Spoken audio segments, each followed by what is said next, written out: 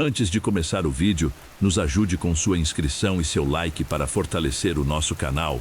Será muito importante. Estou contando com você. Agora, vamos para o nosso vídeo. Eu tinha passado meses sozinho depois de um término complicado, e um amigo insistiu para eu tentar um aplicativo de namoro. Eu não gosto muito dessas coisas, mas numa noite aleatória decidi criar um perfil. Em menos de uma hora, apareceu uma moça chamada Helena.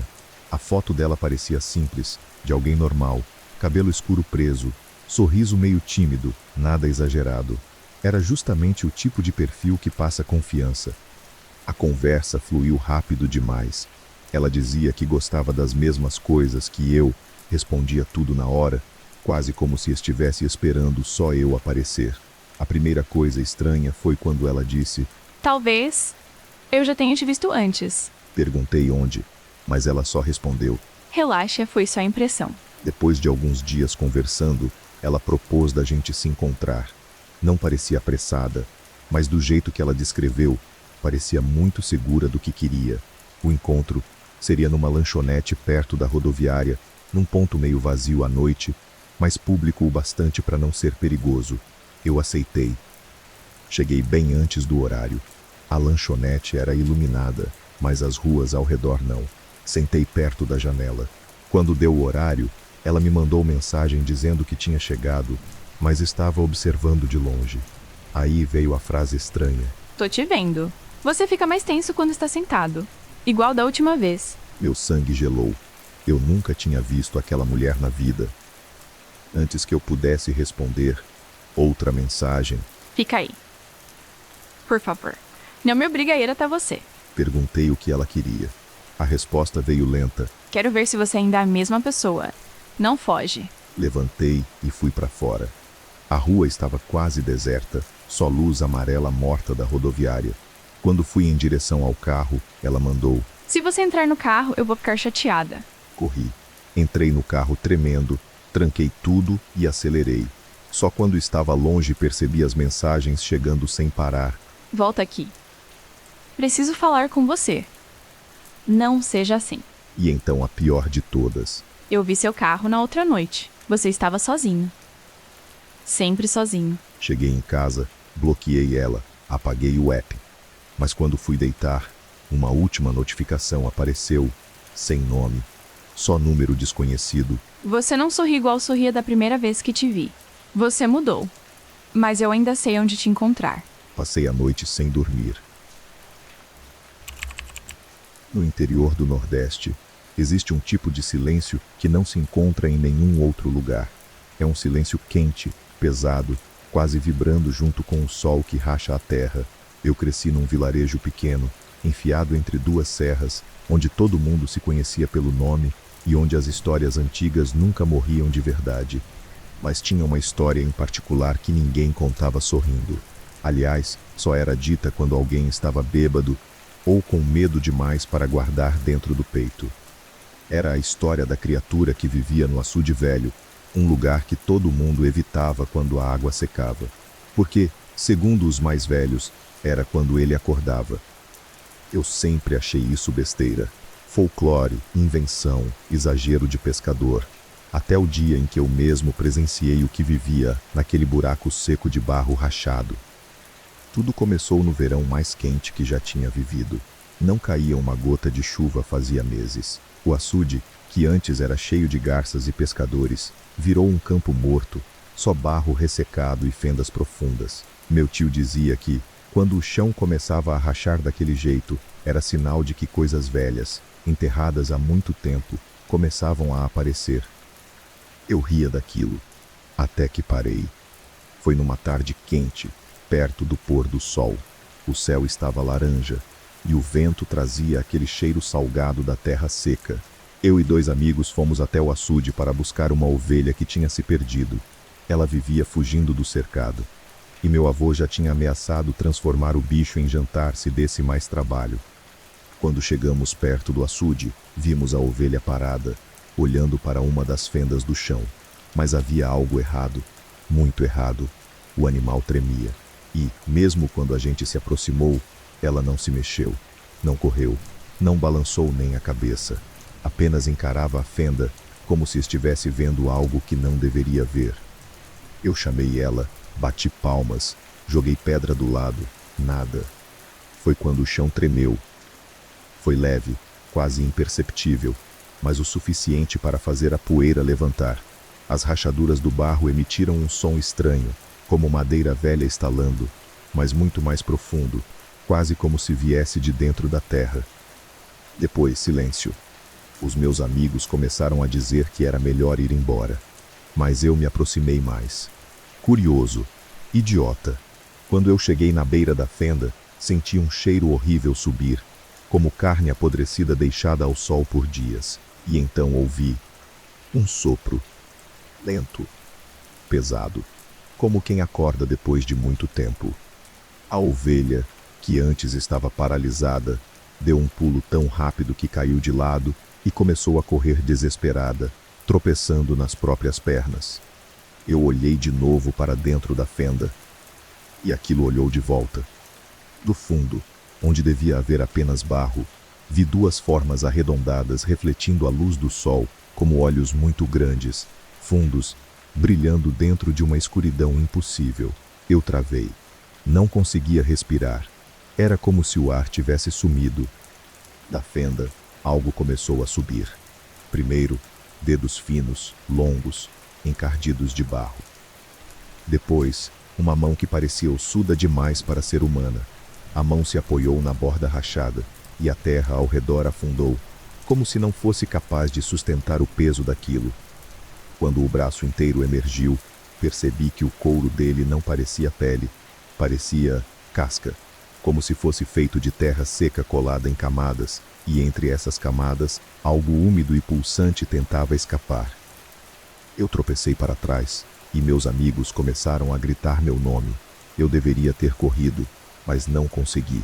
A criatura puxou metade do corpo para fora, e eu percebi que ela era grande, maior do que qualquer pessoa do vilarejo, com o tronco largo, mas curvado, como se não tivesse força para ficar ereta.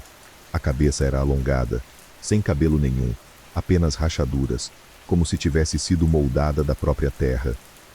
A criatura virou o rosto para mim. E eu juro, ela tentou falar. Não saiu palavra nenhuma, apenas um som grave, abafado, misturado com o barulho da terra se movendo dentro dela. Mas eu entendi a sensação que aquele som carregava. Era fome. Meus amigos finalmente me puxaram pelo braço e começamos a correr. Enquanto eu me afastava, ouvi o barulho do barro se quebrando atrás de nós, passos pesados batendo contra o chão seco. Não sei até onde ela nos seguiu. Não olhei para trás nenhuma vez. Quando chegamos no vilarejo, ninguém acreditou na gente. Ninguém, exceto meu avô. Ele ficou pálido, mais pálido do que já tinha visto um homem ficar, e disse só uma frase: "Vocês acordaram ele cedo demais." Naquela noite, os moradores colocaram fogo em torno das fendas do açude. Velas, galhos secos, álcool. Alguns rezavam, outros só tremiam. E nós, que vimos a criatura de perto, não dissemos mais nada. No dia seguinte, o chão do açude parecia remexido, como se algo enorme tivesse se arrastado ali durante a madrugada, e as fendas estavam maiores, mais profundas. Pouco tempo depois, finalmente choveu, fraco, mas suficiente para encher parte do açude. Os moradores agradeceram a Deus, mas eu sabia que, na verdade, a chuva só tinha feito outra coisa. Tinha escondido o que estava lá dentro outra vez. E até hoje, quando o verão castiga e o açude seca, ninguém se aproxima. Ninguém olha para as rachaduras. Ninguém quer ser o primeiro a ver os olhos dele olhando de volta.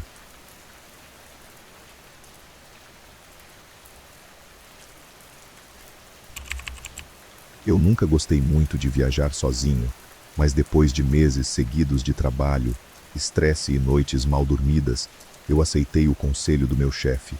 Vai para algum lugar tranquilo, passa o fim de semana fora. Você precisa disso. Escolhi o Royal Pine Hotel porque as avaliações diziam que era silencioso, elegante e com vista para o mar. Exatamente o que eu queria. Mas aquelas mesmas avaliações também tinham alguns comentários estranhos. Frases soltas como não fiquei no andar 12 ou não abra a varanda à noite. Achei que fosse brincadeira de internet, até entrar lá. O hotel era bonito, mas diferente. A recepção era grande, porém sombria. As luzes pareciam levemente fracas demais, como se houvesse um filtro amarelado no ar. A recepcionista me olhou com um sorriso que parecia treinado demais, como se estivesse tentando esconder algo que seus olhos insistiam em mostrar. Ela pediu minha identidade, fez o check-in, e enquanto digitava, reparei que suas mãos tremiam sutilmente. Perguntei se estava tudo bem, e ela apenas disse que estava cansada. Uma resposta automática demais. Quando ela me entregou o cartão de acesso, segurou minha mão por um segundo a mais do que o normal, e disse, num tom que parecia ensaiado: Senhor, se ouvir alguma coisa durante a madrugada, apenas permaneça no quarto. É o encanamento antigo. Eu nem tinha mencionado o barulho. No elevador, as luzes piscavam cada vez que o andar subia. O hotel tinha 20 andares, mas o botão do 12º estava mais gasto do que todos os outros, como se alguém passasse os dedos nele o tempo todo, mesmo sem precisar apertá-lo. A porta se abriu com um rangido seco e o corredor parecia mais frio do que o resto do prédio. Um frio que não vinha do ar-condicionado, mas de dentro das paredes. O quarto 1204 ficava no final do corredor. O carpete tinha marcas escuras, quase circulares, como se algo pesado tivesse sido arrastado uma vez, ou muitas vezes. Quando coloquei o cartão na porta, o visor verde piscou 2 vezes, como se hesitasse antes de liberar a entrada. O quarto era normal à primeira vista. Cama grande, cortinas grossas, uma escrivaninha perto da janela e a porta da varanda levemente aberta. Achei estranho, porque eu tinha acabado de fazer o check-in. Fechei a porta devagar. Ela fez um clique seco. O quarto ficou silencioso, por um momento até aconchegante. Decidi tomar um banho para relaxar da viagem. Foi quando ouvi a primeira coisa estranha. Enquanto a água escorria, um som metálico ecoou do lado do quarto. Parecia como se alguém arranhasse a maçaneta da varanda. Um arranhar lento, quase preguiçoso, mas constante. Abri a porta do banheiro e fiquei ali, ouvindo. O som parou. Ficou um silêncio opressor, desses que deixam o ar pesado e a pele arrepia. Saí, me vesti e caminhei até a varanda para conferir. Segurei a maçaneta e senti algo estranho. Estava úmida, mas não havia névoa, nem chuva, nem umidade no quarto. Era como se alguém tivesse segurado ali segundos antes. É só paranoia de viagem, pensei, e fui dormir. Acordei no meio da noite com o som de algo batendo levemente no vidro da varanda. Não era vento. Era como se alguém tocasse o vidro com a ponta dos dedos, em batidas curtas, insistentes, tentando chamar minha atenção. Eu fiquei imóvel na cama, ouvindo aquilo por longos minutos, até que num intervalo entre uma batida e outra, algo bateu do outro lado, como se viesse de dentro da varanda, não de fora. O medo começou a apertar meu peito. Levantei devagar, tentando não fazer barulho, e me aproximei das cortinas pesadas. Antes de tocá-las, ouvi um suspiro longo, abafado, como se alguém estivesse escorado na porta de vidro respirando para dentro do quarto. Eu congelei no mesmo instante. Fiquei alguns segundos imóveis, sem coragem de abrir as cortinas, e só recuei quando ouvi uma outra coisa, algo ainda mais perturbador, uma voz fraca, quase inaudível, feminina, sussurrando meu nome pela primeira vez, como se já me conhecesse. Voltei para trás, sentei na cama e fiquei tentando entender o que estava acontecendo.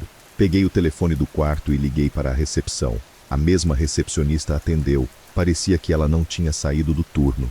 Quando disse que achava que tinha alguém na varanda, ela respondeu com um silêncio pesado demais. Depois falou apenas: mantenha as cortinas fechadas. E não abra a varanda. Não importa o que você ouça. Eu ia perguntar o que estava acontecendo, mas ela desligou. A batida no vidro continuou por mais alguns minutos e de repente parou. Pensei que fosse me acalmar, mas o silêncio que veio depois era muito pior. Era como se o hotel inteiro tivesse prendido a respiração comigo. Fui dormir. Ou tentei. Por volta de 4 da manhã, acordei com o som da porta da varanda rangendo. Não tinha como. Eu tinha trancado antes de dormir. Senti o ar gelar atrás de mim, como se alguém estivesse parado no meio do quarto. Não tive coragem de olhar. Ouvi passos lentos no carpete, aproximando-se da cama. A cada passo, a sensação de gelo aumentava, atravessando minhas costas. Parei de respirar. A coisa parou ao lado da cama. Eu senti. Não ouvi. Não imaginei. Senti o colchão afundar levemente, como se alguém estivesse se inclinando para me observar de perto. Uma respiração irregular começou a passar pelo meu pescoço. E então eu ouvi a mesma voz fraca, agora muito mais próxima, quase dentro da minha orelha. Você enxergou a gente pela cortina. Eu levantei num salto e corri para a porta.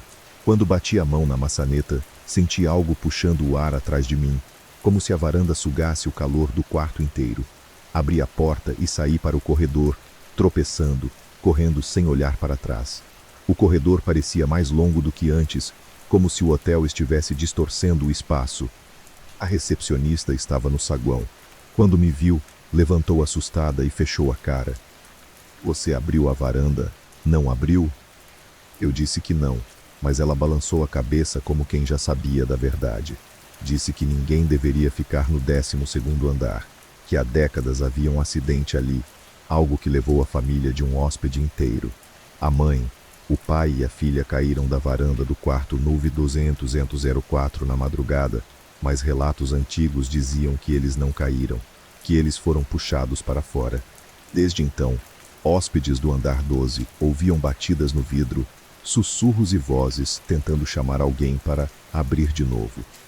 O hotel tentou fechar o andar várias vezes, mas algo sempre dava errado no processo, e alguns hóspedes viam coisas através das cortinas, coisas que não deveriam ver. A recepcionista pediu desculpas, devolveu meu dinheiro e insistiu para que eu fosse embora antes do amanhecer. E eu fui. Saí sem olhar para trás, mas enquanto dirigia para longe, olhei pelo retrovisor e vi uma coisa que me fez acelerar ainda mais. Na sacada do 12º andar, 2 sombras estavam encostadas no vidro. Uma delas era pequena, como a de uma criança. A outra levantou a mão e bateu no vidro 3 vezes. A mesma batida que me acordou. Ainda hoje, às vezes acordo de madrugada com o som daquelas batidas ecoando na minha cabeça. E quando abro os olhos, por um segundo, só um segundo, sinto o ar do meu quarto ficar mais frio, como se alguém estivesse lá fora, no parapeito da minha janela, esperando eu chegar mais perto. Eu estudei naquela escola quando ainda era criança, antes de entender que certos lugares não gostam de ser reformados porque a reforma só ensina a eles novas formas de lembrar. O prédio ficava no limite da cidade, onde o asfalto começa a falhar e a poeira volta a existir, cercado por um muro baixo e árvores antigas que nunca deram sombra de verdade. Diziam que ali antes tinha sido um cemitério antigo, pequeno, usado quando a cidade ainda não tinha nome nem ruas definidas, e que os corpos tinham sido retirados quando resolveram construir a escola. Mas ninguém falava disso com certeza. Só como um caos repetido por professores mais velhos e funcionários que evitavam certos corredores. Desde o primeiro dia, a escola tinha um silêncio estranho nos horários vazios, um silêncio que não era ausência de som, mas uma soma de sons muito baixos, como respirações espalhadas. As salas eram largas demais, os corredores longos demais, e o pátio parecia sempre alguns metros maior do que deveria ser. Quando chovia, a água não escorria para fora, ela parecia desaparecer no chão, formando poças que sumiam rápido demais. Eu comecei a perceber que algo estava errado no 2º mês de aula, quando um colega chamado Daniel sumiu durante o recreio. Não foi um desaparecimento dramático, ninguém correu gritando, ninguém chamou a polícia naquele dia. Apenas perceberam que ele não voltou para a sala. Procuraram nos banheiros, na quadra, atrás da cantina, e nada. Disseram que ele tinha ido embora mais cedo, que a mãe tinha buscado. E a história morreu ali, mas ninguém nunca mais viu Daniel, nem fora da escola, nem em outra. Com o tempo, comecei a notar pequenas coisas que só quem passava muitas horas ali percebia. Professores chamavam alunos pelo nome errado e depois ficavam confusos, como se aquele nome tivesse simplesmente escapado. Em algumas salas, o chão era sempre mais frio, mesmo no verão. Havia um corredor no fundo do prédio antigo que ninguém usava porque as lâmpadas queimavam com frequência. E quando passávamos ali, nossos passos ecoavam diferente, como se o chão fosse oco. Foi nesse corredor que ouvi pela primeira vez o que parecia ser alguém cavando. Era um som baixo, ritmado, abafado, vindo debaixo do piso, como metal raspando terra úmida. Parei para escutar e o som parou no mesmo instante, como se tivesse percebido minha atenção. Contei isso para um amigo, ele riu e disse que devia ser encanamento velho. Mas à noite sonhei com mãos surgindo do chão da sala de aula, sujas de barro, tentando alcançar a luz. Os sonhos começaram a se repetir entre vários alunos, versões diferentes do mesmo medo. Alguns sonhavam que a escola afundava lentamente, outros que o chão se abria em buracos fundos cheios de nomes gravados nas paredes. Uma professora de história faltou uma semana inteira depois de ter um ataque de pânico em sala, dizendo que ouviu alguém chamar seu nome debaixo do quadro. Os funcionários antigos eram os que mais evitavam falar. O zelador, seu Antônio, nunca passava pelo pátio depois do pôr do sol. A merendeira rezava baixinho antes de entrar na cozinha. A diretora trocava de assunto sempre que alguém mencionava a construção da escola. Mas um dia, quando fiquei até mais tarde ajudando na biblioteca, encontrei um arquivo antigo esquecido numa gaveta, documentos amarelados, plantas do terreno, registros que não batiam. Ali constava que o cemitério nunca tinha sido totalmente removido. Havia sepulturas profundas demais, antigas demais, que não foram mexidas por falta de recursos e por medo de deslizamento. A solução tinha sido cobrir, nivelar e construir por cima. Aquilo não era boato, era decisão administrativa. Na semana seguinte, começaram as reformas. Diziam que era para melhorar a estrutura, trocar o piso, reforçar fundações. Foi quando as coisas pioraram.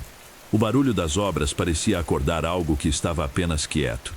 O som de escavação passou a acontecer durante o dia, mesmo quando as máquinas estavam desligadas. Alunos começaram a desmaiar sem motivo. Uma menina da minha sala entrou em choque depois de dizer que viu alguém sentado no fundo da classe, com roupas antigas, sujas de terra. Durante uma dessas reformas, abriram um buraco no pátio. O cheiro veio primeiro. Depois, encontraram ossos. Tentaram abafar o caso, disseram que era resquício antigo, coisa comum em cidade velha. Mas naquela noite a escola inteira ficou sem energia e os alarmes dispararam sozinhos. Professores relataram portas se abrindo, armários batendo, passos correndo pelos corredores vazios. No dia seguinte, a reforma continuou. Foi aí que eu vi. Estava sozinho no corredor dos fundos, quando o chão pareceu ceder levemente sob meus pés, como se algo tivesse se movido lá embaixo. Ouvi uma voz baixa, rouca, dizendo meu nome, não de forma ameaçadora, mas cansada, como alguém pedindo ajuda depois de muito tempo. O piso começou a rachar em linhas finas, formando desenhos que pareciam mapas de sepulturas. Eu corri. Naquela noite, sonhei que a escola não era uma escola, mas uma tampa pesada, segurando algo que não queria mais ficar enterrado. Vi cruzes quebradas, vi nomes esquecidos, vi crianças sentadas em carteiras antigas, todas sujas de terra, olhando para frente, esperando a aula começar. Quando voltei à escola, percebi que não era o único que tinha mudado. Os corredores pareciam mais estreitos, as paredes mais próximas, e o pátio tinha perdido a sensação de espaço. A diretora anunciou que algumas áreas seriam interditadas por segurança, especialmente o prédio antigo. Mas mesmo assim, alunos continuavam dizendo que ouviam coisas vindo dali. Batidas ritmadas, pedidos sussurrados, às vezes risadas abafadas. Um professor substituto desapareceu depois de entrar sozinho no prédio interditado para buscar material. Encontraram apenas a pasta dele no chão, coberta de poeira e marcas de mãos pequenas demais para serem de crianças. A escola tentou dizer que ele tinha pedido demissão, mas ninguém acreditou de verdade. As aulas continuaram como se nada estivesse acontecendo, mas o medo se espalhava em pequenas doses. Alunos evitavam sentar em certos lugares. Professores encerravam aulas mais cedo sem explicação. O som de sino parecia diferente, mais grave, mais longo. Em alguns dias, quando tocava, parecia vir debaixo do chão. Foi seu Antônio quem acabou falando comigo, talvez por cansaço, talvez porque percebeu que eu já sabia demais. Ele disse que o cemitério não era comum, que ali tinham sido enterradas vítimas de uma epidemia antiga, pessoas que morreram rápido demais, enterradas sem ritos adequados. Disse que a terra nunca tinha sido consagrada de novo, só coberta. Disse que a escola tinha sido construída para esquecer. Mas lugares não esquecem. Naquela mesma semana, uma sala inteira entrou em pânico ao mesmo tempo, todos dizendo ter visto o mesmo homem parado no quadro, coberto de barro, com os olhos fundos, observando. A sala foi fechada. Depois outra. Depois outra. O prédio antigo passou a ser evitado até por quem não acreditava. Certo dia, durante uma prova, senti o chão vibrar de leve, como um coração batendo devagar. As carteiras rangeram, a lousa tremeu, e do fundo da sala veio um cheiro forte de terra molhada. Alguns alunos começaram a chorar sem entender por quê. Outros ficaram paralisados, olhando para baixo. As reformas foram suspensas oficialmente, mas à noite alguém continuava cavando. Descobri por acaso uma escada escondida atrás da biblioteca, trancada, levando a um nível abaixo do que constava nas plantas. Desci sozinho, levado por uma curiosidade que já parecia não ser totalmente minha. Lá embaixo, encontrei paredes de terra reforçadas por vigas antigas e dezenas de marcas riscadas, como unhas tentando sair. Havia nomes. Muitos nomes. Alguns eram iguais aos de alunos que tinham desaparecido ao longo dos anos. Ouvi passos atrás de mim e, quando virei, vi figuras surgindo das paredes, não como fantasmas transparentes, mas como pessoas cobertas de barro, incompletas, olhando para mim com expectativa. Elas não pareciam agressivas. Pareciam esquecidas. Subi correndo e nunca contei a ninguém o que vi. Pouco depois, anunciaram o fechamento da escola por tempo indeterminado. Disseram que o prédio seria demolido. No último dia, enquanto esvaziavam salas, vi rachaduras no chão formando novamente aqueles desenhos de sepulturas, agora maiores, mais definidos. A demolição nunca aconteceu. O projeto foi cancelado. Hoje o prédio está lá, abandonado, cercado por tapumes, mas à noite ainda se vêem luzes acendendo sozinhas. E moradores da região dizem ouvir o sino tocando em horários errados. Dizem que às vezes dá para ouvir crianças repetindo lições e outras vezes gente pedindo para sair. Eu não passo perto, porque sei que aquilo nunca foi só uma escola. Foi uma tentativa de apagar um cemitério que ainda está aprendendo a ser lembrado. Anos depois, quando pensei que o tempo tinha feito seu trabalho e transformado tudo em lembrança distante, voltei à cidade por acaso e encontrei a antiga escola ainda de pé, mais deteriorada, mais silenciosa, com um muro coberto de mato e os portões enferrujados sempre entreabertos. Perguntei a um morador próximo por que nunca tinham derrubado o prédio e ele apenas disse que toda vez que tentavam algo dava errado. Máquinas quebravam, funcionários adoeciam, projetos eram abandonados sem explicação. À noite, fiquei hospedado numa casa próxima e ouvi o sino tocar, longo e grave, seguido de um coro baixo, como vozes recitando algo em uníssono. Não eram palavras claras, eram sons repetidos, como quem tenta lembrar de algo esquecido há muito tempo. Senti um peso no peito que não combinava com medo comum, era como culpa emprestada. No dia seguinte, encontrei um antigo caderno meu entre coisas velhas da casa dos meus pais. Eu não lembrava de tê-lo escrito, mas ali estavam anotações sobre a escola, desenhos de corredores, nomes riscados várias vezes, mapas do pátio com marcas em X. Na última página, uma frase escrita com letra trêmula dizia que o chão estava ficando impaciente. Voltei até o portão da escola no fim da tarde. O silêncio ali era diferente, ativo, atento. Entrei por uma abertura no tapume e caminhei pelo pátio tomado de mato. O chão parecia mais baixo em alguns pontos, como se tivesse cedido com o tempo. O prédio antigo ainda estava lá, portas abertas, esperando. Lá dentro, encontrei salas vazias com carteiras tombadas, quadros riscados com nomes, datas, pedidos de desculpa. O ar era frio e úmido, cheirando a terra recente. Ouvi passos que não eram meus, vindos de baixo, e então o chão começou a vibrar de novo, mais forte, mais decidido. As paredes pareciam respirar. O sino tocou uma última vez, e as vozes ficaram mais claras, repetindo nomes, repetindo datas, repetindo a palavra lembrar. Entendi naquele momento que não queriam vingança, queriam reconhecimento, queriam que alguém admitisse que aquilo nunca deveria ter sido construído. Saí antes que fosse tarde. Hoje, quando passo perto de escolas antigas, sinto o mesmo silêncio atento, e sempre me pergunto quantos outros lugares tentaram esconder o que ficou embaixo. Se você ouvir histórias parecidas, não ignore. Alguns terrenos não aceitam ser esquecidos. Corte. Este relato não é um aviso, é apenas um registro. Porque se ninguém lembrar, o chão vai continuar tentando contar sozinho.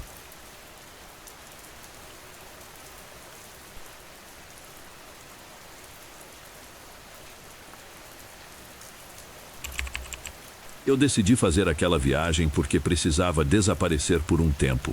Não fugir exatamente, mas sair do ritmo da cidade, do barulho constante das pessoas, da sensação de estar sempre atrasado para alguma coisa invisível.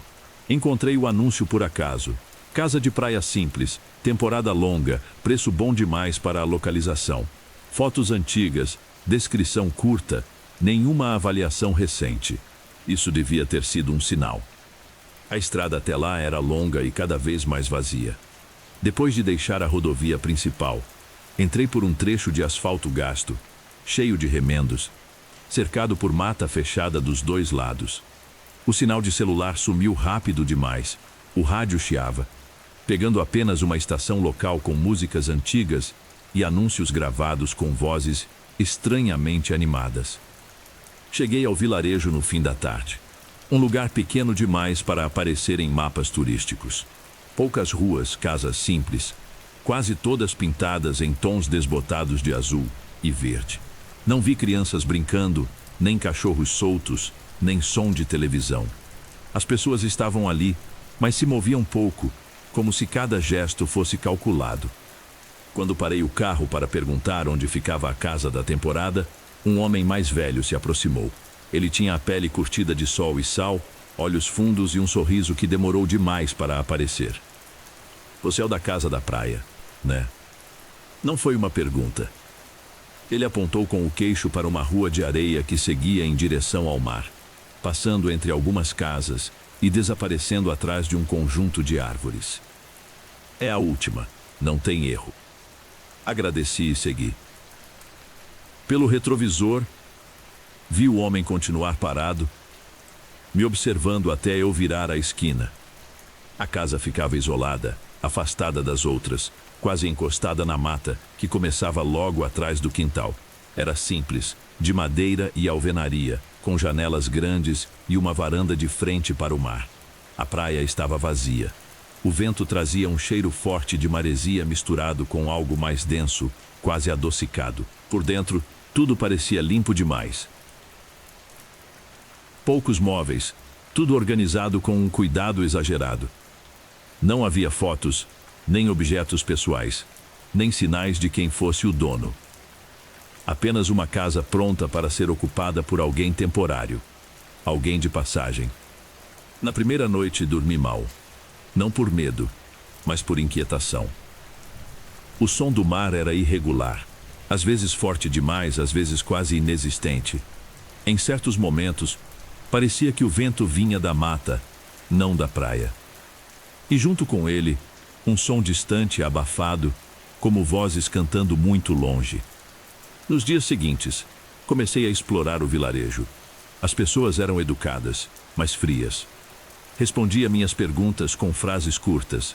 Sempre havia pausas estranhas nas conversas, como se todos estivessem atentos a algo além de mim. Notei símbolos esculpidos em algumas portas e cercas. Formas circulares, linhas entrelaçadas, desenhos que pareciam representar olhos ou espirais. Perguntei a uma mulher no mercado sobre a mata atrás da casa. Ela congelou por um segundo. Disse que não era lugar de passeio. Disse que ali dentro ficava a Vila Velha.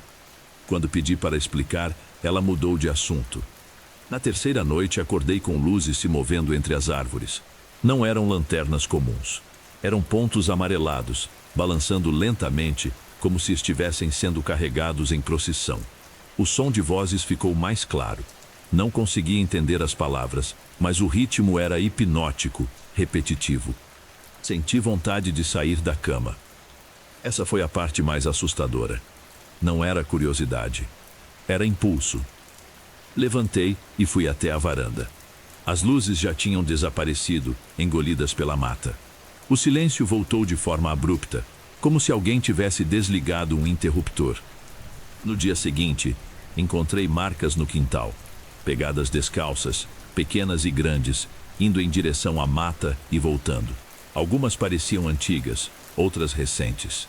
Todas paravam exatamente na cerca. Comecei a trancar portas e janelas à noite. Mesmo assim, os sonhos começaram. Sonhava que caminhava pela mata, guiado por cantos. Sonhava com pessoas usando mantos feitos de fibras naturais, com símbolos pintados no rosto. Sonhava com uma fogueira grande, cercada por corpos imóveis, e algo no centro que eu não conseguia ver direito. Acordava sempre com o coração acelerado e a sensação de que alguém tinha acabado de sair do quarto. Decidi entrar na mata durante o dia. Levei água, celular sem sinal e uma coragem que eu não sentia de verdade. A trilha era quase invisível, mas existia. O chão estava marcado por passagens frequentes. Quanto mais eu avançava, mais o ar ficava pesado, abafado, como se o som fosse absorvido pelas árvores. Depois de quase meia hora andando, cheguei à vila. As casas eram antigas, feitas de madeira escura e barro, dispostas em círculo ao redor de uma clareira. No centro, havia um espaço de terra batida, negra, como se tivesse sido queimada muitas vezes. Totens de madeira cercavam o local, todos com os mesmos símbolos que eu tinha visto no vilarejo. Não havia ninguém, mas tudo parecia habitado.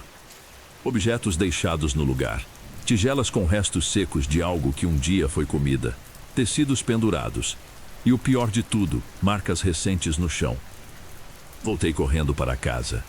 Naquela noite, ouvi batidas vindas da mata, ritmadas, acompanhadas de cânticos. As vozes estavam mais próximas agora. Vi sombras se movendo entre as árvores. Algumas pararam perto da cerca. Outras circularam a casa. Alguém bateu na porta. Não com força, com cuidado. Fiquei paralisado, segurando o celular como se aquilo pudesse me salvar. A voz do lado de fora era calma. Disse meu nome. Disse que eu tinha sido escolhido. Disse que a casa não era para descanso. Era para preparação. As batidas cessaram. As vozes se afastaram. Na manhã seguinte, o vilarejo estava diferente. As pessoas me observavam abertamente. Não desviavam mais o olhar. Algumas sorriam. Outras apenas assentiam com a cabeça quando eu passava.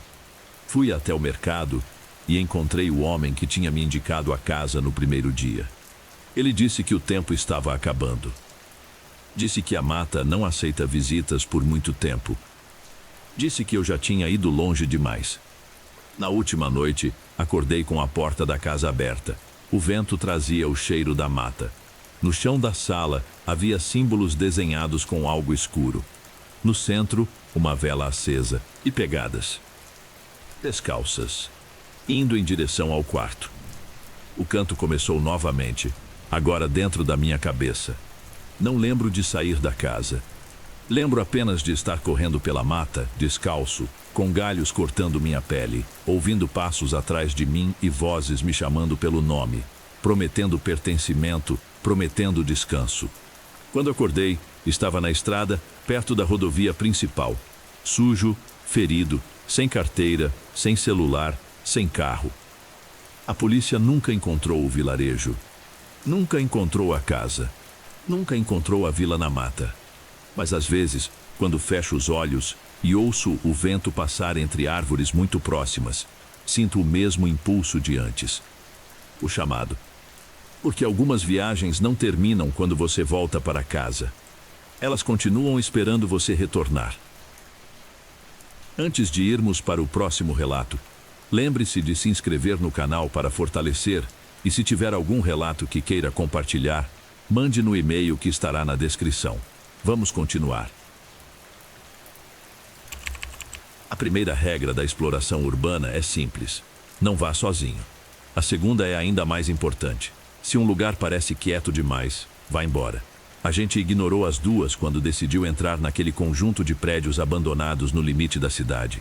Um lugar que já tinha sido hospital, abrigo e depois simplesmente esquecido, engolido por tapumes e mato alto. Chegamos no fim da tarde, com mochilas leves, lanternas, câmeras e aquela empolgação nervosa de quem acha que já viu de tudo. O muro tinha várias brechas abertas e pichações antigas avisando para não entrar, mas aviso nunca impediu explorador nenhum. Assim que passamos, o barulho da cidade ficou distante demais, como se alguém tivesse fechado uma porta invisível atrás da gente. O pátio interno era grande, tomado por capim alto e concreto rachado.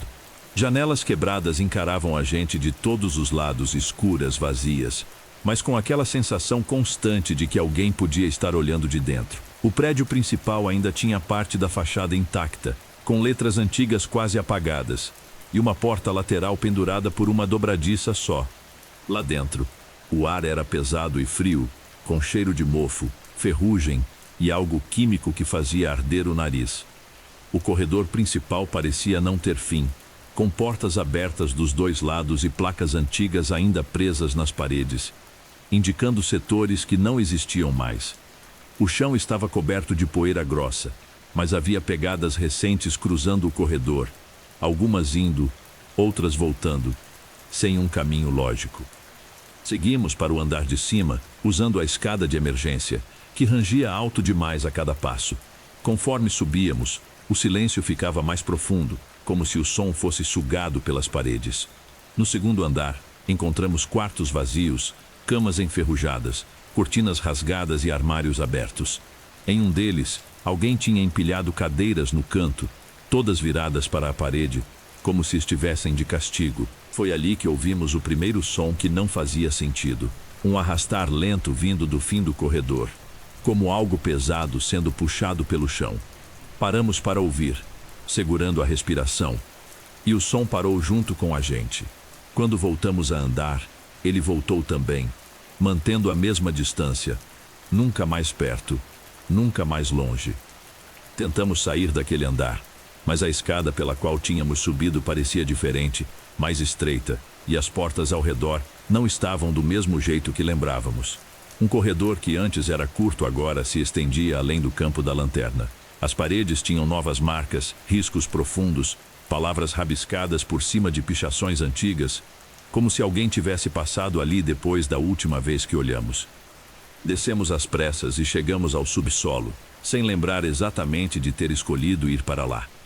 O cheiro ficou mais forte, misturado com água parada e metal enferrujado. Tubulações corriam pelo teto baixo, pingando em intervalos irregulares, e o chão estava parcialmente alagado. No fundo, havia uma sala com a porta arrancada e marcas de impacto nas paredes, como se algo tivesse sido empurrado com muita força para dentro. Dentro dessa sala, encontramos objetos pessoais espalhados, mochilas antigas, roupas, celulares quebrados, todos cobertos por uma camada fina de poeira, mas organizados demais para terem sido deixados ali por acaso. Entre eles, reconheci uma câmera igual à nossa com o mesmo adesivo no canto. Ninguém disse nada, mas a vontade de ir embora ficou clara demais para ser ignorada. Foi quando as lanternas começaram a falhar, uma por uma, piscando sem motivo. O som do arrastar voltou, agora mais próximo, acompanhado de passos irregulares, como alguém andando sem dobrar os joelhos. As paredes pareciam vibrar levemente, e um barulho baixo, quase uma respiração coletiva, começou a preencher o prédio inteiro. Corremos em direção à saída, mas os corredores não levavam ao mesmo lugar. Cada curva nos jogava em outro setor, outras portas, outros quartos iguais demais para serem reais. O prédio parecia reorganizar os próprios espaços, empurrando a gente cada vez mais para dentro. Em um dos corredores, vimos sombras passando de uma porta a outra, rápidas demais para serem humanas, mais altas demais para serem outra coisa. Quando finalmente vimos a luz da rua, o pátio estava diferente. O muro parecia mais alto, o mato mais fechado e o silêncio mais pesado. Um de nós tropeçou e caiu, e quando ajudamos a levantar, ele estava tremendo, repetindo que alguém tinha sussurrado o nome dele bem atrás do ouvido. Saímos correndo sem olhar para trás. Do lado de fora, o barulho da cidade voltou de uma vez, carros, vozes, vida. Mas quando conferimos as câmeras, não havia gravações dos últimos minutos. Só fotos escuras, borradas, e em uma delas, bem no fundo, várias silhuetas paradas no corredor, observando como se estivessem esperando a próxima equipe entrar. Depois disso, nunca mais voltamos para aquele lugar. O prédio foi demolido alguns meses depois, e ninguém falou em corpos ou desaparecidos. Mesmo assim, sempre que passo por lugares abandonados, sinto aquele mesmo ar pesado no peito e lembro que exploração urbana não é só sobre entrar em lugares esquecidos, mas sobre sair antes que o lugar perceba que você está ali.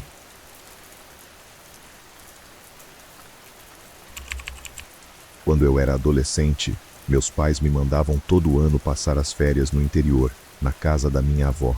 Era um daqueles povoados pequenos, com poucas ruas, casas baixas, poeira vermelha subindo com cada carro que passava e gente que sabia da vida de todo mundo. E entre essas pessoas tinha um homem que todo mundo conhecia, mas ninguém realmente entendia, o Seu Mudinho. Ninguém sabia seu nome verdadeiro. Ninguém lembrava quando ele tinha chegado ali. Ele simplesmente existia no meio da comunidade, alto, magro demais, pele marcada pelo sol, cabelo sempre bagunçado e aquele olhar que nunca encarava diretamente ninguém. Diziam que ele era mudo de nascença, mas também falavam que ele simplesmente não falava porque não gostava da própria voz.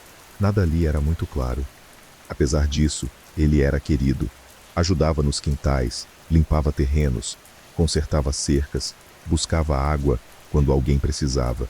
Mesmo sem falar uma palavra, ele entendia tudo e fazia tudo rápido. Minha avó sempre deixava um prato de comida para ele no muro quando passava no final da tarde. Ele levantava a mão num gesto que parecia agradecimento, mas nunca sorria, nem uma vez.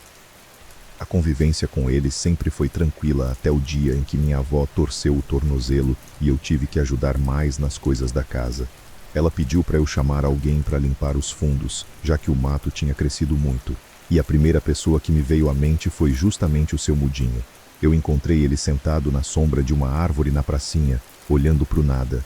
Quando mencionei a casa da minha avó, ele levantou imediatamente e começou a me seguir em silêncio. Quando chegamos, expliquei o que precisava, mas ele já estava analisando tudo, como se já soubesse exatamente o que fazer. Ele entrou pelos fundos e eu fiquei na cozinha pegando água para ele. Foi aí que percebi que ele tinha deixado algo sobre a mesa. Um pequeno pedacinho de pano enrolado. Quando abri, achei estranho. Era um botão de camisa antigo, enferrujado, e um fio de cabelo preso nele. Achei que fosse algum tipo de lixo que ele tinha tirado do terreno. Joguei fora. Ele nem reagiu quando me viu voltar. Só trabalhou. Rápido, silencioso, incansável. No final da tarde, ele foi embora sem esperar agradecimento. Na noite seguinte, aconteceu uma coisa que me deixou inquieto. Quando fui trancar a porta dos fundos, percebi outro presentinho deixado ali, no chão. Outro botão. E preso nele, mais um fio de cabelo, mas dessa vez, claramente meu. Comprimento igual, mesma cor, mesma espessura. Era impossível ser coincidência. Peguei aquilo, apaguei a luz e parei na porta, tentando entender de onde ele teria tirado meu cabelo. Eu tinha certeza que ele não tinha encostado em mim. Joguei fora de novo. No dia seguinte, minha avó pediu que eu levasse uma marmita para o Seu Mudinho como agradecimento. Fui até a pracinha, mas ele não estava lá. Perguntei a alguns moradores. Uma mulher mais velha, meio desconfiada, disse que ele tinha se afastado para resolver coisas dele. Não explicou o quê. Quando fui voltando para casa, reparei que o mato do quintal estava novamente pisado, como se alguém tivesse andado por lá durante a madrugada. As marcas não eram de cachorro ou gato, eram passos humanos. Passos longos, arrastados. Eu comecei a dormir mal. Acordava sempre com a sensação de que alguém estava andando na varanda. Até que numa noite, por volta de 2 da manhã, ouvi um barulho seco vindo do quintal. algo como um objeto de metal batendo contra a parede. Segurei o celular com a mão tremendo e me aproximei lentamente da janela da cozinha.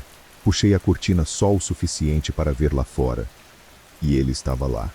Seu mudinho estava parado no escuro, perto do pé de limão, olhando diretamente para a janela, só que com o rosto inclinado de um jeito quase antinatural, como se tentasse me ver mesmo com a luz apagada. Ele tinha na mão um pano enrolado, igual ao primeiro. Quando percebi, meu peito travou. Era mais um presente. Ele levantou o braço devagar, oferecendo para mim, mesmo sem certeza de que eu estava olhando. Eu não sabia se tinha sido visto. Fechei a cortina com o máximo de cuidado possível e dei 3 passos para trás. Meu coração parecia estar na garganta. Esperei uns minutos, até que finalmente o barulho de passos se afastou. No dia seguinte, encontrei o pano deixado na varanda. Dentro dele havia não um, mas 3 objetos, um botão igual aos outros, um pedaço de corda amassado e algo que me fez deixar o pacote cair. Era um prego grande, enferrujado, sujo, mas o detalhe mais assustador era a ponta. Tinha um fiapo de tecido preso nele, tecido da minha camiseta azul, mas a mesma que eu tinha deixado para secar no varal no dia anterior. Fui falar com a minha avó imediatamente, e foi aí que ela contou algo que nunca tinha mencionado. Muitos anos antes, disse ela, seu mudinho não era chamado assim. Ele falava, e falava até demais. Ajudava todo mundo, mas também era extremamente possessivo com algumas pessoas. Dizia que gostava de cuidar delas. Uma delas era um primo da minha avó, e esse primo desapareceu. Sem briga, sem rastros, só sumiu. Depois disso, seu mudinho nunca mais disse uma palavra. E nunca mais parou de aparecer na casa de quem gostava de cuidar. Minha avó disse que era melhor eu não falar com ele de novo. Melhor ainda, não demonstrar nenhum tipo de reação. No último dia antes de ir embora, arrumei minhas malas e fiquei esperando meu pai me buscar na rodoviária. Mas antes de fechar a porta, vi algo no portão. Um último presente. Um pano maior, embolado, sujo de terra. Eu não abri. Não tive coragem. Joguei direto no lixo da rua antes de entrar no carro. Até hoje eu não sei exatamente o que tinha ali dentro.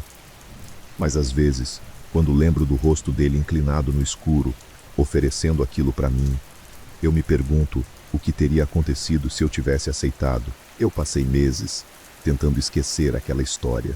Mas quando a gente vive algo que mexe de verdade com o instinto, aquilo nunca vai embora. Sempre que eu fechava os olhos, vinha aquela imagem, o corpo magro, parado no escuro, segurando aquele pano, olhando para a janela com a cabeça torta. Eu evitava comentar sobre isso, até que um dia, já adulto, precisei voltar ao mesmo povoado. Minha avó tinha falecido e eu fui ajudar a organizar a casa para vender.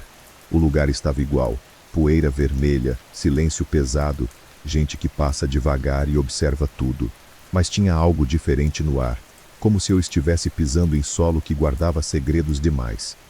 A primeira coisa que fiz foi perguntar sobre o seu mudinho, e o que ouvi me deixou ainda mais estranho. Ele não está mais por aqui, disse um morador. Como assim? Onde ele foi? Sumiu, igual os outros sumiram. Aquilo me gelou. Outros? Que outros? Aos poucos, conversando com pessoas diferentes, os pedaços dessa história começaram a se juntar, e a cada detalhe, eu entendia que o medo que senti naquela época tinha fundamento. Uma senhora, que morava a 2 ruas da casa da minha avó, contou algo inquietante. Disse que, quando era jovem, algumas pessoas do povoado sumiram sem explicação, e sempre antes disso, o seu mudinho aparecia na casa delas com pequenos presentes. Coisas estranhas, aparentemente inúteis, pedaços de tecido, botões, pregos velhos, cabelo. Ele sempre teve isso, essa mania de colecionar pedaços dos outros. Quando ela disse isso, senti meu estômago virar. Perguntei se alguém já tinha suspeitado dele, mas ela balançou a cabeça. Ele era prestativo demais. Ajudava todo mundo. Um santo. Só ficava observando e aparecendo onde não chamavam. E ninguém fez nada. Meu filho, o interior é lugar de silêncio. Às vezes por medo, às vezes por conveniência. Outro morador, um homem calado, me contou uma coisa ainda pior. Anos atrás, alguns adolescentes resolveram seguir o seu mudinho quando ele ia embora da cidade durante a noite. Ele sempre desaparecia por algumas horas e ninguém sabia para onde. Eles o seguiram até metade da estrada, mas desistiram quando perceberam que ele estava indo para uma área bem afastada, conhecida por ser cheia de antigas chácaras abandonadas. Nunca foram até o final. Disseram que era perigoso, mas ele ia, toda noite. E então veio a parte que me fez travar por completo. O homem me contou de um primo dele que desapareceu quando tinha cerca de 17 anos. Ninguém sabia onde ele estava.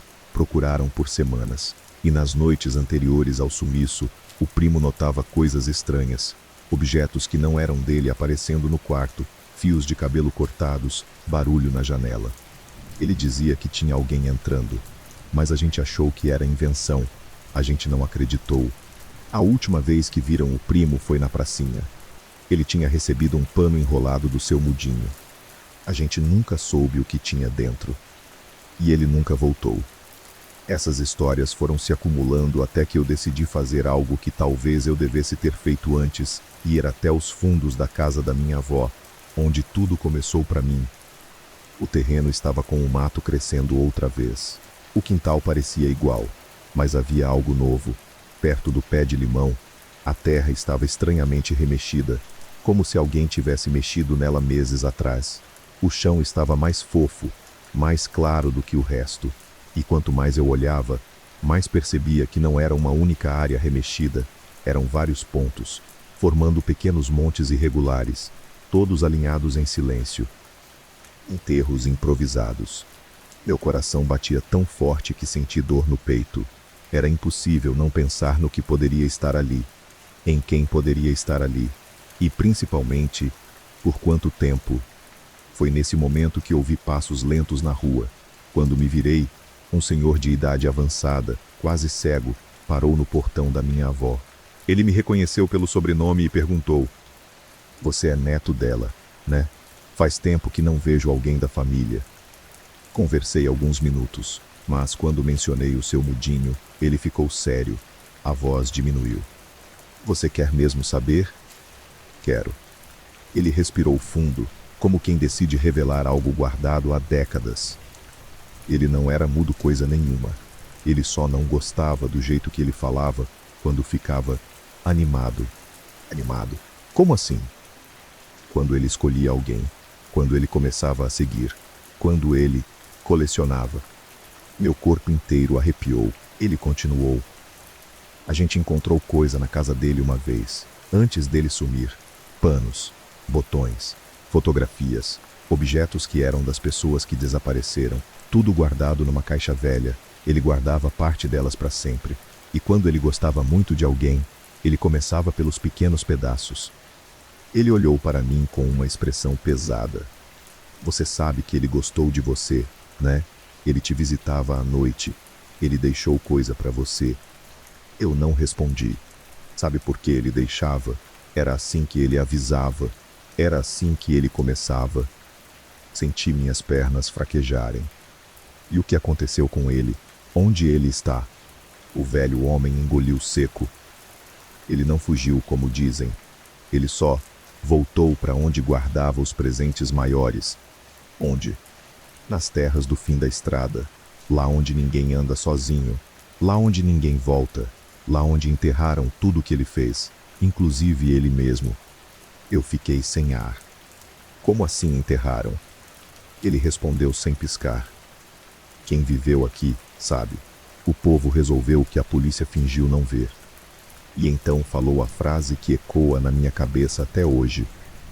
"O problema não é que o seu mudinho sumiu, é que de vez em quando alguém ainda acha um pano enrolado perto da porta, com botão, com fio de cabelo, com coisa de gente que ainda está viva." Eu travei. E o que isso significa? Significa que alguém aprendeu com ele. O velho virou as costas e foi embora, me deixando sozinho no quintal, cercado de marcas na terra que eu não queria mais entender. Porque, no fundo, eu já sabia. A verdade não era apenas que o seu mudinho sequestrava. É que ele não fez tudo sozinho. E que talvez alguém ainda faça. O sítio da minha avó sempre existiu antes de mim. Não no sentido literal, mas no imaginário da família. Ele aparecia nas conversas como um lugar que ninguém descrevia por completo. Meu pai e meus tios falavam dele como quem menciona algo que não deve ser detalhado demais, como se palavras em excesso pudessem acordar alguma coisa. Quando eu era criança, escutava os relatos sentado no chão da sala, fingindo brincar enquanto prestava atenção em cada frase. Eles diziam que coisas estranhas aconteciam com frequência quando eram pequenos. Não uma vez ou outra. Frequência era a palavra que mais usavam, como se o estranho fosse parte da rotina. Meu pai contava que, à noite, as galinhas se agitavam sem motivo, todas ao mesmo tempo, como se algo tivesse passado pelo quintal sem ser visto. Um dos meus tios dizia que escutava passos no forro da casa, mesmo quando não havia ninguém no sótão. Outro jurava que chamavam o nome dele do meio do mato, sempre usando a voz da minha avó. Ela nunca confirmou nem negou nada. Minha avó era uma mulher silenciosa, do tipo que responde perguntas com outras perguntas, ou com um olhar que encerra o assunto.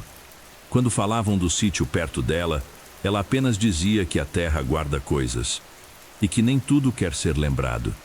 Depois que ela faleceu, o sítio ficou para o meu pai. Ele não comemorou, não vendeu, não reformou. Simplesmente deixou lá, como se o lugar estivesse suspenso no tempo, esperando alguma coisa que nunca vinha. Anos depois, meu pai morreu também. Foi tudo rápido, doença curta, pouco tempo para despedidas. Quando a poeira do luto começou a baixar, veio a parte prática: documentos, cartórios, herança. Foi assim, de forma burocrática e fria, que o sítio passou para mim. Eu nunca tinha ido lá. Quando contei para meus tios que pretendia visitar o lugar, o silêncio que se formou do outro lado da mesa foi pesado demais para ser ignorado. Um deles tentou mudar de assunto. Outro disse apenas que não achava uma boa ideia. Perguntei por quê. Porque aquilo não é só uma casa. Um deles respondeu: nunca foi. Isso só aumentou minha vontade de ir. Parte de mim queria entender se tudo aquilo não passava de memória infantil distorcida. Crianças assustadas, histórias que crescem com o tempo. Outra parte, mais íntima, queria saber se meu pai tinha evitado o sítio por medo ou por respeito. Peguei o carro numa manhã nublada. A estrada era longa e cada vez mais estreita. O sinal do celular sumiu cedo demais. A paisagem mudou devagar, como se o mundo estivesse ficando mais antigo conforme eu avançava. Quando cheguei, o portão estava fechado, mas não trancado. O sítio parecia menor do que eu imaginava. A casa principal era simples, térrea, com paredes descascadas e janelas de madeira. O mato ao redor tinha crescido sem controle, como se ninguém passasse ali há anos. Ainda assim, não parecia abandonado, só parado. Empurrei o portão e ele rangeu alto demais. O som ecoou pelo terreno de um jeito estranho, como se tivesse ido mais longe do que deveria. O silêncio que veio depois foi imediato e absoluto. Nenhum inseto, nenhum pássaro. A porta da casa estava fechada. Quando coloquei a mão na maçaneta, senti um arrepio que subiu pelo braço inteiro. Não era frio, era reconhecimento. Como se aquele lugar soubesse exatamente quem eu era. A porta abriu com facilidade. O cheiro da casa me atingiu na hora. Madeira antiga, poeira, algo levemente adocicado que não consegui identificar. O interior estava intacto. Móveis cobertos por lençóis amarelados. Fotografias antigas nas paredes. Tudo como se alguém tivesse saído por algumas horas e nunca mais voltado. Caminhei devagar, respeitando o espaço. Cada passo fazia o assoalho ranger, mas o som parecia abafado, como se a casa engolisse o barulho. Foi na sala que vi a primeira coisa fora do lugar. Uma cadeira estava afastada da mesa, como se alguém tivesse acabado de se levantar. Meus tios juravam que ninguém pisava ali há mais de 20 anos. O vento entrou por uma janela mal fechada e fez as cortinas se moverem levemente. Por um instante, tive a impressão clara de que alguém estava atrás delas. Quando puxei o tecido, não havia nada. mas o cheiro ficou mais forte. Naquele momento, lembrei de algo que meu pai dizia quando achava que ninguém estava ouvindo. A casa escuta. Eu ri disso na época. Ali, parado no meio da sala, herdeiro de um lugar que parecia respirar sozinho, eu não ri. E tive a certeza desconfortável de que o sítio não estava feliz por ter sido acordado. Caminhei mais para dentro da casa, tentando racionalizar o desconforto. Casas antigas fazem barulho.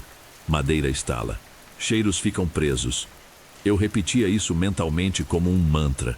Mas cada cômodo parecia contradizer a lógica com pequenos detalhes fora do lugar.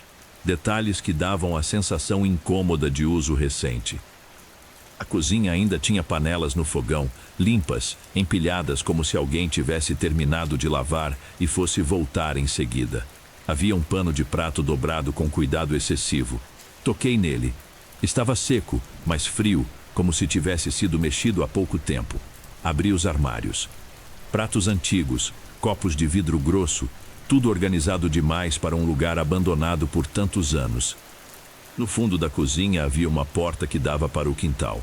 Meu pai contava que aquela era a parte mais estranha do sítio. Disse uma vez, num tom meio distraído, que o quintal parecia maior à noite, que as distâncias mudavam. Eu achei que fosse metáfora. Do lado de fora, o terreno se estendia em direção ao mato fechado. Árvores altas formavam uma parede irregular, e o vento fazia as folhas se moverem de um jeito que lembrava sussurros. Mais uma vez, nenhum som de bicho, nenhum inseto. Aquilo não era normal. Caminhei até o galinheiro. Estava vazio, mas as portas estavam fechadas. Nenhum sinal de ferrugem recente, nenhuma madeira apodrecida. Tudo velho, mas preservado. Como se o tempo tivesse parado ali por escolha, não por abandono. Foi quando ouvi meu nome. Não foi alto, não foi assustador de imediato. Foi familiar. A entonação estava certa demais. Vinha da direção da casa. Voltei rápido, sentindo o coração acelerar. Passei pela porta da cozinha e entrei na sala. Tudo estava exatamente como antes. Nenhuma cadeira fora do lugar, nenhuma cortina se movendo. Subi a mão até o bolso para pegar o celular por reflexo e lembrei que não havia sinal ali. Aquilo me deu uma sensação estranha de isolamento, como se o sítio estivesse fora do mundo. Decidi explorar os quartos. O quarto da minha avó ainda tinha a cama arrumada, com a colcha antiga esticada com cuidado. Sobre a cômoda havia um terço e uma fotografia dela jovem, em preto e branco. Mas havia algo que não deveria estar ali. Uma foto mais recente, colorida, mostrando meu pai em pé no quintal do sítio. Eu nunca tinha visto aquela foto. Virei o porta-retrato para ver a data escrita atrás. Não havia. Apenas uma palavra escrita à caneta, com letra firme. Voltou. Senti um frio percorrer a espinha. Meu pai nunca falou que tinha voltado ali depois de herdar o sítio. Pelo contrário, sempre evitava o assunto. Sempre desviava. No quarto ao lado, que segundo meus tios era onde eles dormiam quando crianças, havia marcas na parede. Riscos feitos com algo pontudo, na altura de uma criança sentada na cama. Não formavam palavras claras, mas padrões repetidos, como se alguém tivesse passado noites ali riscando a mesma coisa. Aproximei o rosto para tentar entender melhor e senti novamente o cheiro adocicado, agora mais forte. Um cheiro antigo, quase medicinal. Atrás de mim, o assoalho rangeu. Virei rápido, mas o corredor estava vazio. Foi ali que a primeira lembrança que não era minha se infiltrou na minha cabeça. Por um segundo, vi aquele quarto ocupado por crianças. Meus tios, meu pai pequeno, todos acordados no meio da noite em silêncio, olhando para a porta fechada. Sabiam que algo estava do outro lado. Não batiam, não chamavam, esperavam. A visão sumiu tão rápido quanto veio, mas deixou um peso no peito. Eu sentei na beira da cama tentando recuperar o fôlego. A sensação não era de imaginação. Era de memória emprestada. Quando levantei, vi pegadas no chão empoeirado do corredor. Não eram minhas. E vinham do quintal em direção aos quartos. O pânico começou a subir, mas junto dele veio algo inesperado. Uma sensação de familiaridade estranha, quase acolhedora. Como se aquela casa estivesse apenas confirmando algo que sempre foi verdade. Lembrei do que minha avó dizia. A terra guarda coisas. Talvez não fossem coisas. Talvez fossem histórias que não queriam terminar. Fechei todas as portas e decidi passar a noite ali. Não por coragem, mas porque algo dentro de mim dizia que sair agora seria pior. Como se o sítio tivesse esperado tempo demais para finalmente ter alguém disposto a ouvir. Quando a noite caiu, o silêncio se transformou. Não ficou mais pesado. Ficou atento. A casa começou a estalar de um jeito ritmado, quase como passos. O vento passou a entrar por frestas que eu tinha certeza de ter fechado. E em algum ponto da madrugada, ouvi claramente alguém andar do lado de fora do quarto onde eu estava. Não batiam. Nunca batiam. E, deitado no escuro, entendi por que meu pai nunca vendeu o sítio. Ele não tinha deixado aquilo para trás. Ele estava tentando não passar adiante. O barulho do lado de fora cessou de repente, como se tivesse percebido que eu estava acordado. O silêncio que veio depois era ainda pior, denso, quase físico. Eu mantive os olhos abertos no escuro, tentando identificar qualquer mudança no ambiente. Foi então que senti o colchão afundar levemente, como se alguém tivesse sentado na beirada da cama. Não havia peso suficiente para ser um adulto. O cheiro voltou, mais forte agora, misturado com terra molhada e algo antigo, guardado por tempo demais. Prendi a respiração. O instinto gritava para eu levantar, correr, acender a luz, mas meu corpo não obedecia. Havia uma sensação estranha de respeito naquele momento, como se reagir fosse quebrar uma regra não escrita. Uma voz baixa, quase um sussurro, atravessou o quarto. Você demorou. Não era ameaçadora, era cansada. A luz da lua entrou pela janela, fraca, o suficiente para desenhar uma silhueta ao meu lado. Pequena, sentada com os pés balançando, sem tocar o chão. Não consegui ver o rosto, mas soube imediatamente que aquilo não era algo desconhecido. Era parte da casa, parte da terra. Engoli em seco e respondi, sem saber de onde vinha a coragem. Meu pai nunca falou tudo. A silhueta inclinou a cabeça, como se concordasse. Ele tentou esquecer, mas esquecer aqui não funciona. O colchão voltou ao normal. A presença se afastou. Levantei num impulso e acendi a lanterna do celular.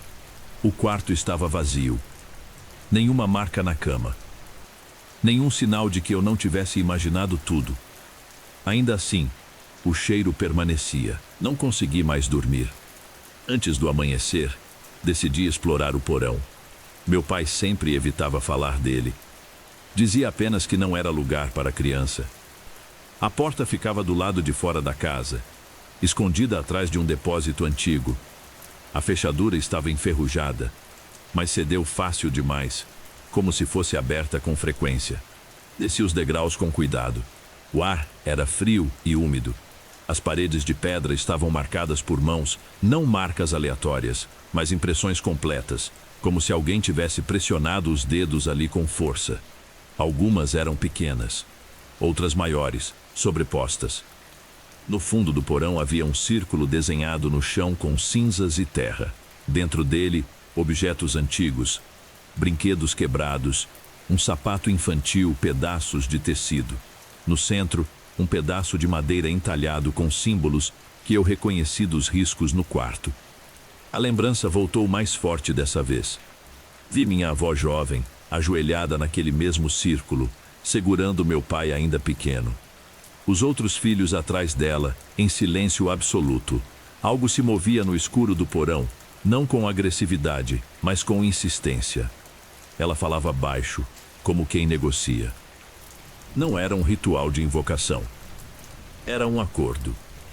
A casa não escolhia adultos, escolhia crianças.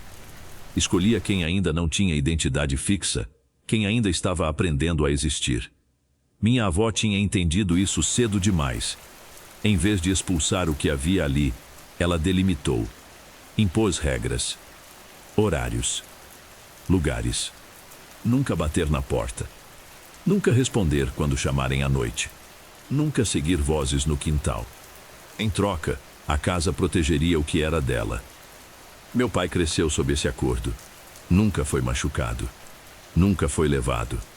Mas também nunca foi completamente livre. Quando herdou o sítio, achou que o acordo morreria com minha avó. Ele estava errado. Subi do porão com as pernas tremendo. O sol já começava a nascer. E pela primeira vez o sítio parecia comum. Pássaros cantavam. O vento era só vento. Mas eu sabia. Aquilo não tinha acabado. No quarto da minha avó, encontrei um caderno escondido no fundo da gaveta. Letras firmes, páginas amareladas. Ela escrevia sobre a terra, sobre coisas antigas demais para terem nome, sobre como algumas famílias não herdam apenas casas, mas responsabilidades. A última página tinha sido escrita com outra caneta, outra letra. A do meu pai. Se ele voltar, não minta. A casa odeia mentiras.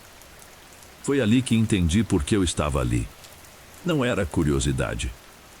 Não era herança. Era continuação. Na noite seguinte, sentei na varanda e falei em voz alta. Disse que eu sabia. Que eu lembrava mesmo sem ter vivido. Que eu não queria fugir como meu pai tentou.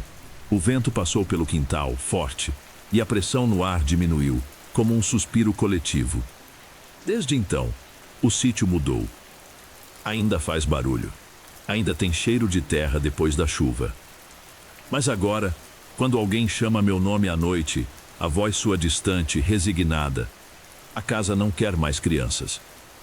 Ela quer alguém que fique. E eu fiquei. Depois daquela noite na varanda, o sítio entrou numa espécie de vigília. Não era silêncio comum, era atenção. Eu sentia como se cada árvore, cada estaca da cerca, cada pedaço de chão estivesse consciente da minha presença. Não de forma hostil, mas avaliando. Medindo se eu cumpriria o que havia sido deixado inacabado. Nos dias seguintes, comecei a encontrar marcas que não estavam ali antes. Pegadas pequenas perto do galinheiro, sempre em pares, nunca desordenadas. Brinquedos antigos surgiam em lugares improváveis. Um carrinho de madeira sobre a mesa da cozinha. Uma boneca de pano apoiada no tronco do jamelão. Nenhum deles me causava pânico imediato. O medo vinha depois, quando eu lembrava que aqueles objetos tinham sido enterrados, junto com coisas que ninguém na família gostava de mencionar. Foi então que decidi ligar para meus tios. Não foi fácil. Eles evitavam o assunto desde sempre.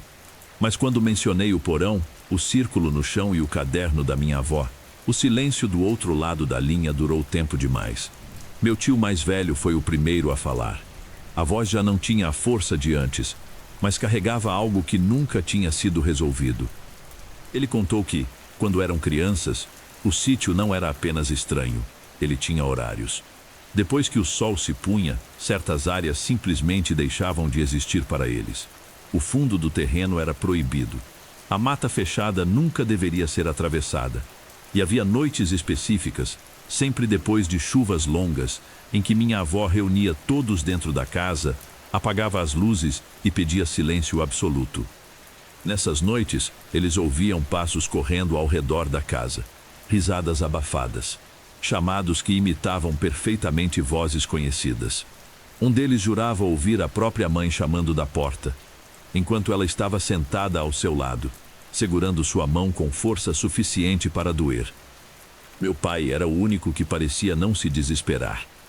Ele observava. Meu tio contou que certa vez, numa madrugada, meu pai se levantou e caminhou até a janela. Não tentou abrir. Não respondeu.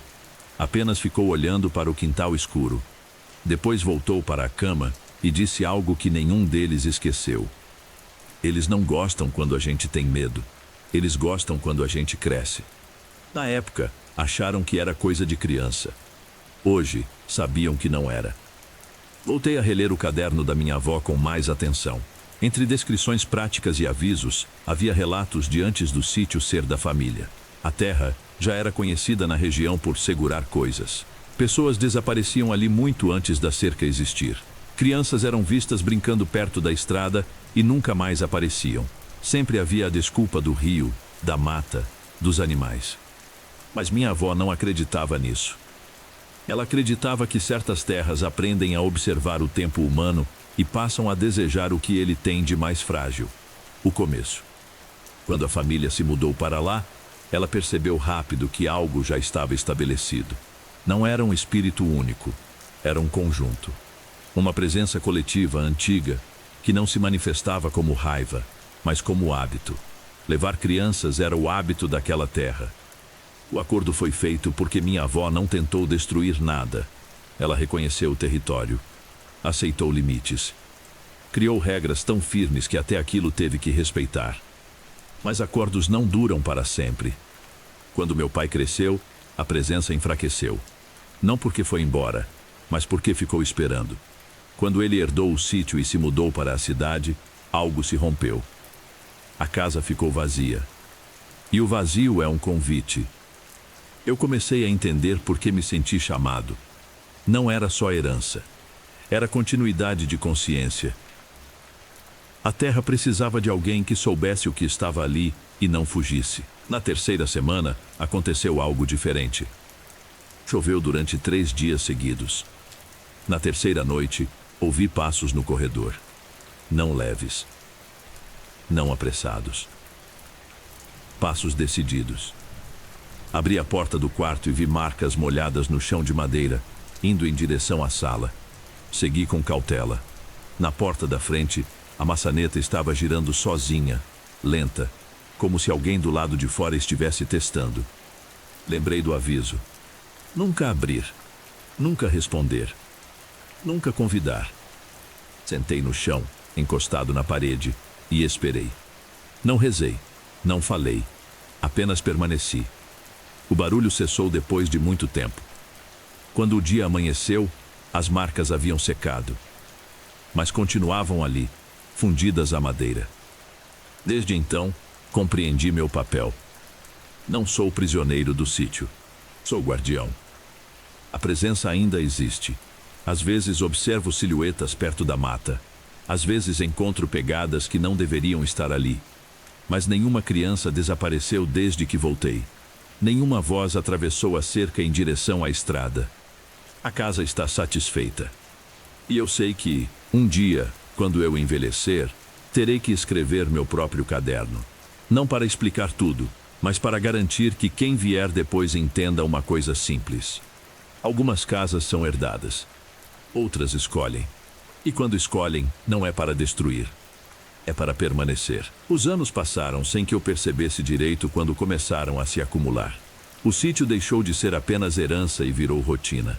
Consertei o telhado, reforcei a cerca, mantive o mato sob controle sem jamais avançar além do limite que aprendi a respeitar.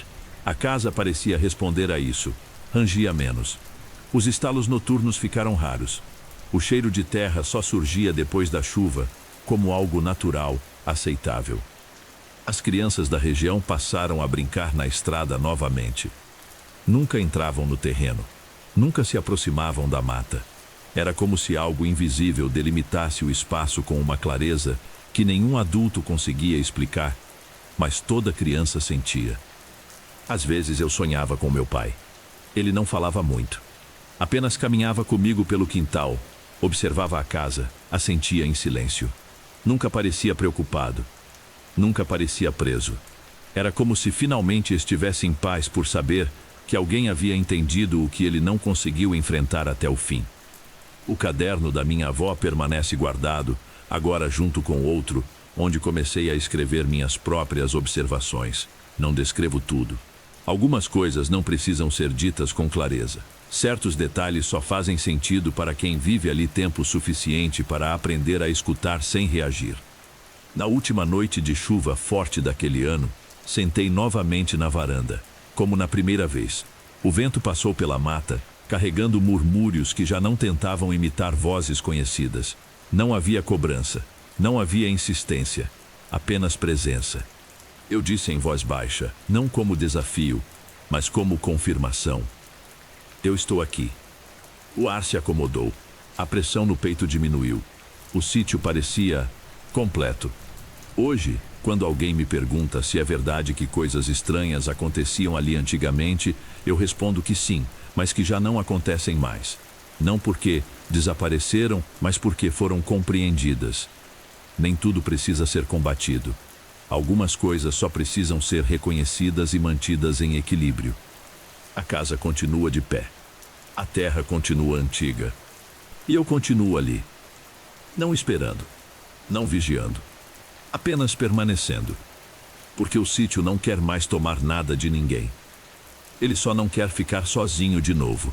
Se você gosta desse tipo de conteúdo e chegou até aqui, deixa o like para dar uma força, se inscreve no canal para não perder os próximos relatos e compartilha com alguém que também curte histórias que começam como curiosidade e terminam como aviso. Isso ajuda mais do que você imagina e mantém essas narrativas vivas. Também sinta-se à vontade para compartilhar seu relato conosco no e-mail que estará na descrição. Obrigado e até a próxima.